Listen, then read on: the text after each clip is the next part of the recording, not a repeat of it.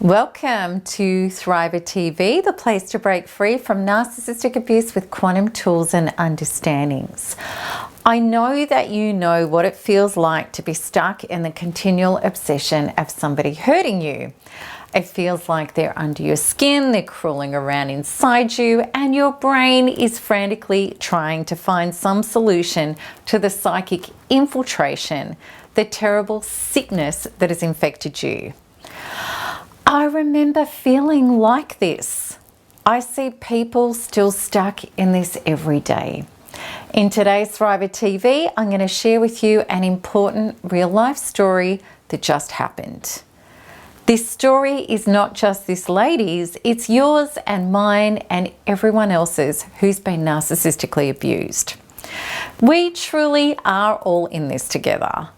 And it's my greatest hope today that this story brings you the answers, peace, and power to get out of feeling sick, traumatized, and helpless at the hands of a narcissist forever.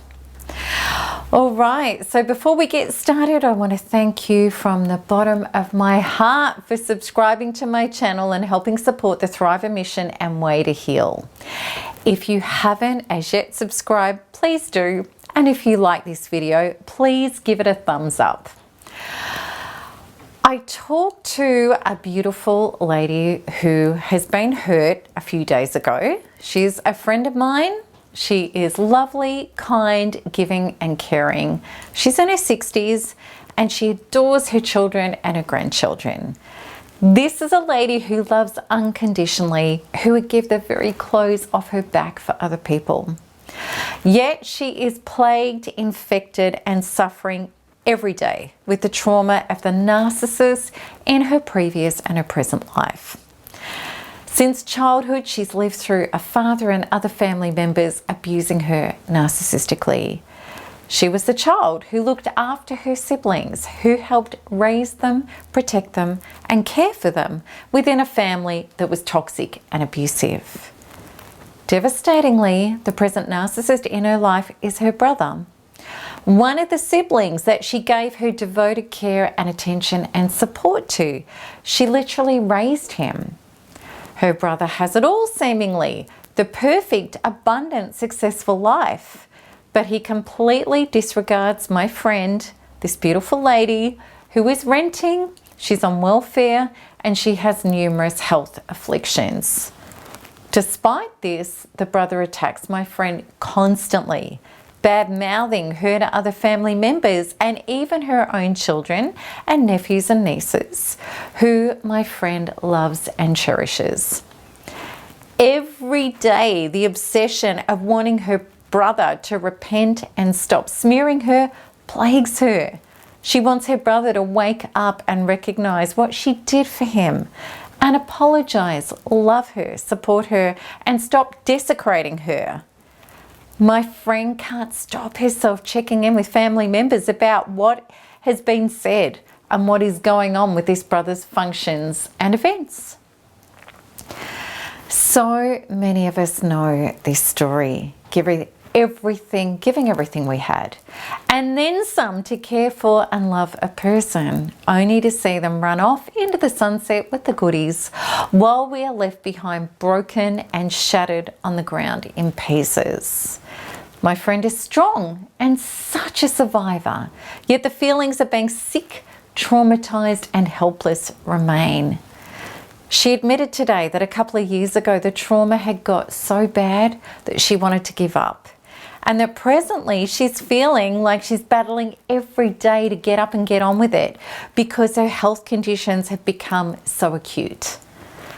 She's been through so much, and it hasn't destroyed her, yet is only surviving the end goal.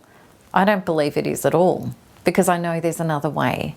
And if we don't find it, then we stay sick, traumatized, and helpless, and our life continues to break down. My friend is spiritual. She's a really beautiful soul. She's the usual type of person that I see get devastated by narcissistic abuse every day. Good people. People who are giving, loving, and caring, who believe that being a good person is enough. It's not. Well, not in the context that we thought it was. To be a good person means that we must be good to ourselves first. And the truth is, no one taught us about this. In a world where power over was the programming we received, the needs of a few catered to at the expense of the needs of many, we were brought up to believe in the self-sacrificial model of do unto others as you would have them do unto you. Does this work? No, it didn't.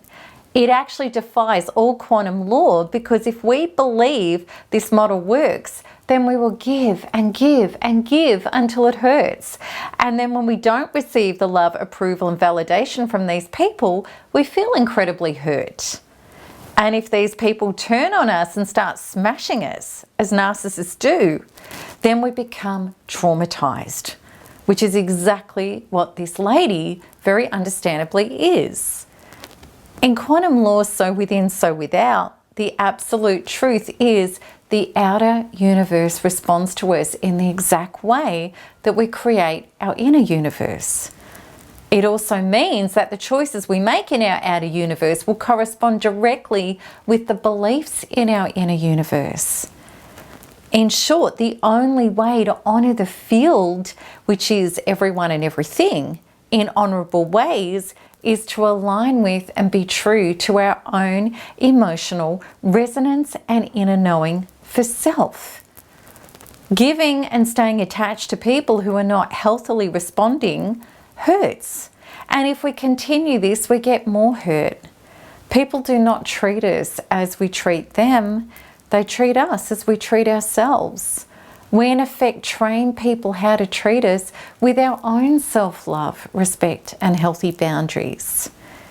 If we pull away from abusive people, heal our inner emotional state, which can only be performed by us, then these people will either rise to meet us at a healthy level of relationship, or they leave our experience. Either way, we're living congruently to inner quantum truths.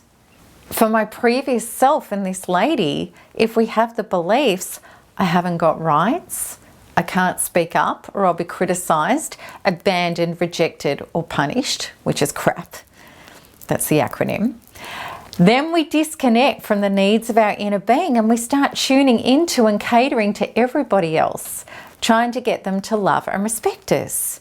Yet because we have self-abandoned, they don't. We'll stay attached, trying to get the love and approval from sources who have no capacity to give unconditionally.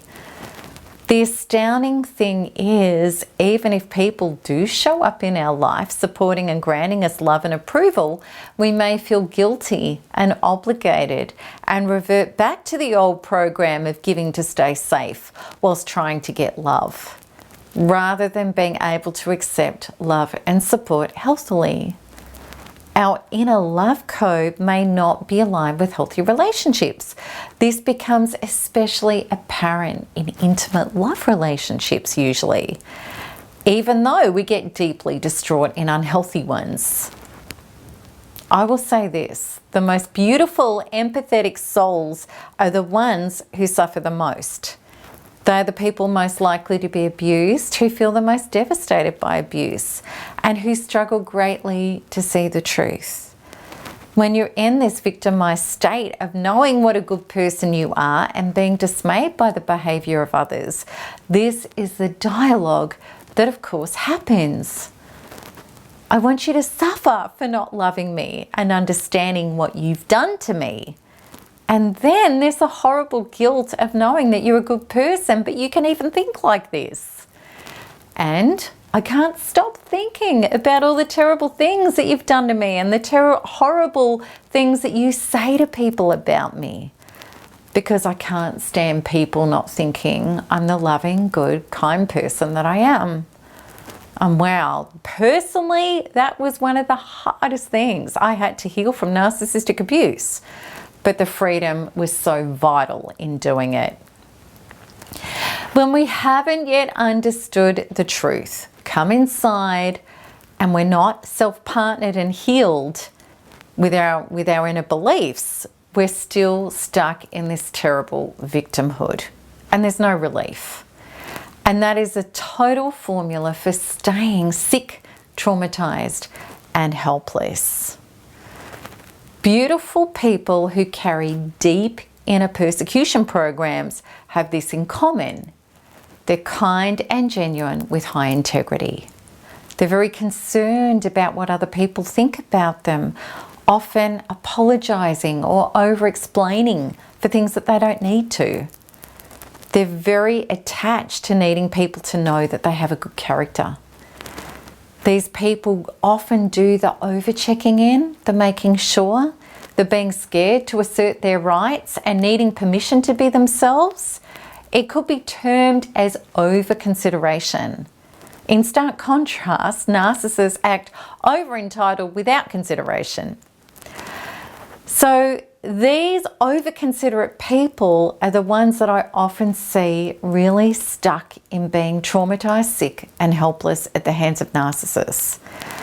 So let's investigate deeper beliefs about this, the core primal survival beliefs about it. There are deeply embedded traumas within us that we all carry in ourselves. The history of humans has been brutal. We now know through the studies of neuroscientists and epigenetics that trauma is passed on from generation to generation. If you believe in past lives and that we're a soul evolving to free ourselves of trauma lifetime to lifetime, then you can appreciate that we may have come from terrible histories where we were persecuted and even have energetic memory within us that makes it terrifying to try to have rights, a voice, and be ourselves. I can't tell you how many people, including myself, who used to freeze, panic, and would always hand power away rather than stand in their truth, and all because of terror and carrying these following inner traumatic subconscious programs. These are them. If people don't believe in me, I could be persecuted and die. If I don't prove myself to people, I'm not safe. And if people think badly of me and I don't get them to see the truth, I'm going to be put to death. Please know, inner subconscious programs are not logical. They are deeply felt somatic experiences that are emotional based, and they run our lives. Our inner being has no sense of time frames. If the trauma's there, it's there. And this is the inner topography of so many nice people who've been brutalized by narcissists horrifically. If you suffer emotionally from a narcissist smearing you, I want you to say these beliefs to yourself. Go back to them on this video or check them out on the blog transcript and sit with it. Feel it in your body and see how your body responds. Can you feel emotional charges within you that resonate with those statements? If so, you're carrying them.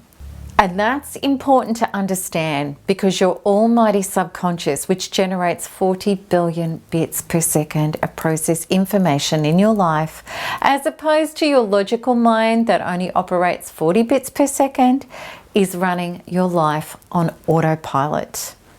By the time we're around 35 years of age, 95% of our life is controlled by these programs, no matter what we try to think.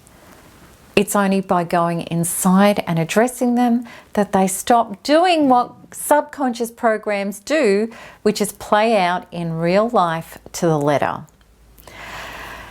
If we were to look at being sick, traumatized, and helpless at the hands of a narcissist from the victim perspective, we could say my friend's trauma is because her brother is a revolting person.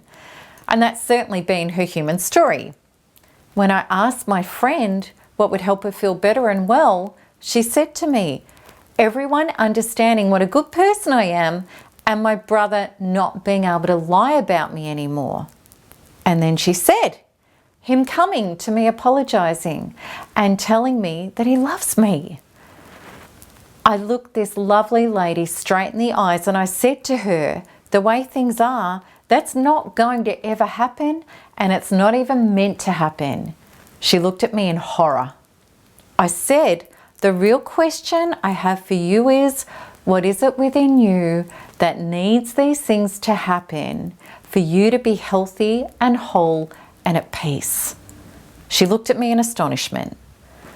Then I shared with her my story and how I used to feel the same as her and how I ended up as a victim a millimetre off my own death. I then asked her to have an open mind and heart to hear what I was going to say next. And then I set the intention within myself that her soul, not her logical mind, would hear me. And then I took a deep breath and unleashed it as one big outpour. This is what I said. You probably have been through lifetime after lifetime of being kind and loving to people and being smashed no matter how loving you were. Before you came down this time as your soul evolution, which is the real reason you're here, you wanted to heal from this. You wanted to come home inside your body to navigate your true life from your inner being. Your brother and all the other narcissists in your life have been belting you to bring forth the unconscious wounds from your past lives and genetic family trauma history to do with other people have power over me and I don't have my own rights and truth. And my life is in the hands of what other people believe about me and how they treat me. All of these, you came here to heal those beliefs that were already inside you. You are now in a time of evolution where you can release yourself from all of the trauma that has accumulated within you, which is bringing you to your knees, and all the painful beliefs that are formed around these traumas, so that you can fill with source and become your true self and go free. Then you will no longer have the obsession about your brother's behavior, and you won't require anything from him or anybody else in order to feel whole. By achieving this soul graduation, your brother's smear campaigns will fall over. People will come to you, and your children who've been suffering at his hands will also heal and disconnect from him. And you'll discover from this evolution of yourself that this wasn't about him at all. It was always about freeing yourself from the trauma within to go forth in life in empowered, safe ways, no longer tiptoeing around people or being with broken people, trying to get them to love you.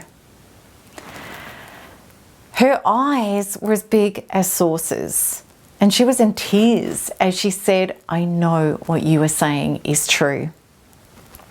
Okay, so let's just stop right here, everybody. YouTube thrivers. Can you feel this stuff inside you as your truth as well? Because my intention today was that this episode would speak to your soul, just like every episode I do.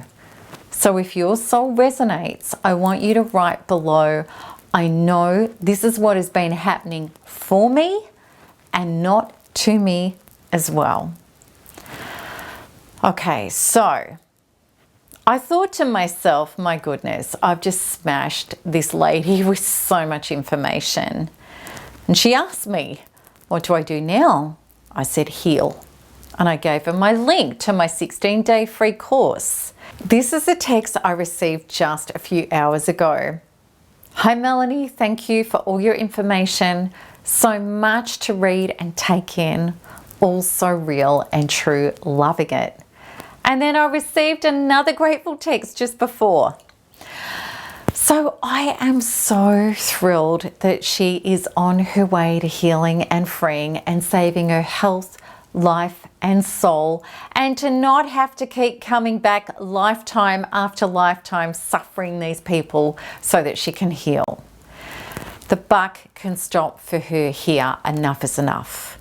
And that's what I want for all of us, to awaken, go within and heal at the cellular subconscious level where we need to, rather than stay sick, traumatized and helpless, trying to battle this logically, because it just doesn't work.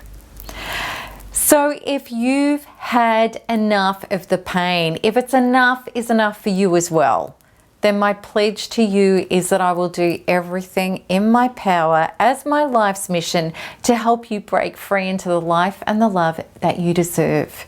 Instead of this painful nonsense that we can all get trapped in. It all starts here as a tip for my friend by clicking the link at the top right of this video.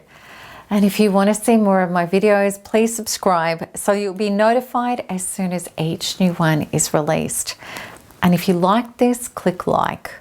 Also, please share with your family and friends, people you care about, so that we can help people awaken to these truths and heal for real. And as always, I'm greatly looking forward to answering your comments and your questions below. So until next time, keep smiling, keep healing, and keep thriving, because there's nothing else to do. Lots of love. Bye-bye.